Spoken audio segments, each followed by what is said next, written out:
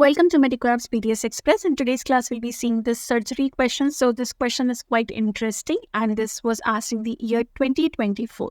So they were asking regarding the Pedersen difficulty index, which is used for impacted molar to just know that how will be the extraction and how it will be carried out.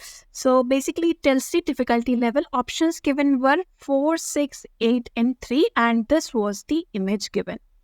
Hello everyone. So are you a NEET MDS aspirant and you are struggling to find all previous year authentic question?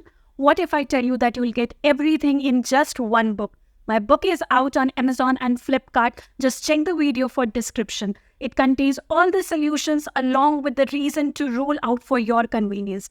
Get your hands on it today itself and take a significant step towards your success. Now let's discuss exactly what is Pedersen's difficulty index. So first of all, it is for the impacted third molars, right? So in this, we'll just see the indexation. Now for every angulation, so basically it is divided into 3 categories. First is the tooth angulation. Second is the depth of the tooth. Third is the ramus relationship. So let's see first angulation.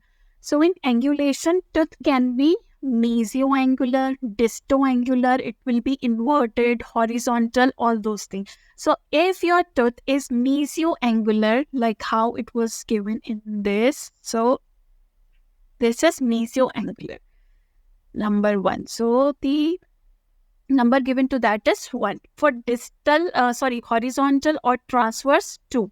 For vertical, 3. For distoangular, 4. So mesioangular, it was like this, distoangular will be like this, horizontal will be like this, and transverse or inverted will be like this. Vertical, straight vertical would be like this. So this is your angulation of the third molar. Now coming on to the second thing, that is depth. Now depth is calculated by word lines. Now what are word lines? So W stands for white, A stands for amber and R stands for red line. White line basically shows the occlusal level of all 3 molars. Like here it is telling the occlusal level of all the 3 molars. Then amber line is drawn at the bone height. At the normal bone height. For the adjacent you can say 6 or 7 you can take into consideration. So this is your amber line. Now from the amber line, you draw a red line up to the cemento enamel junction. So this is the depth till where you want to put your instrument. So this is your red line. Now depending upon this, the difficulty level is level A if it is lying just occlusion, like here in this image.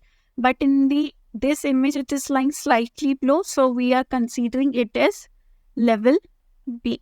Okay, so the number is 2. So I'll write here 1 plus 2. Now just calculate the ramus relationship. So class 1 says that there is adequate you can say width which is left after the third molar. Say suppose this is your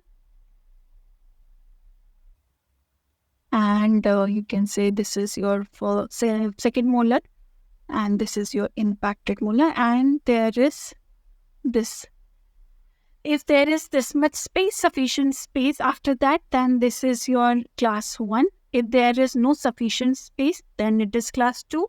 If there is no space after third molar, then it is your class 3. Let's see the image which was given in the question. Can you see any space here? No. So this is your 3. Again 3. Now 1 plus 2 plus 3, the total is 6.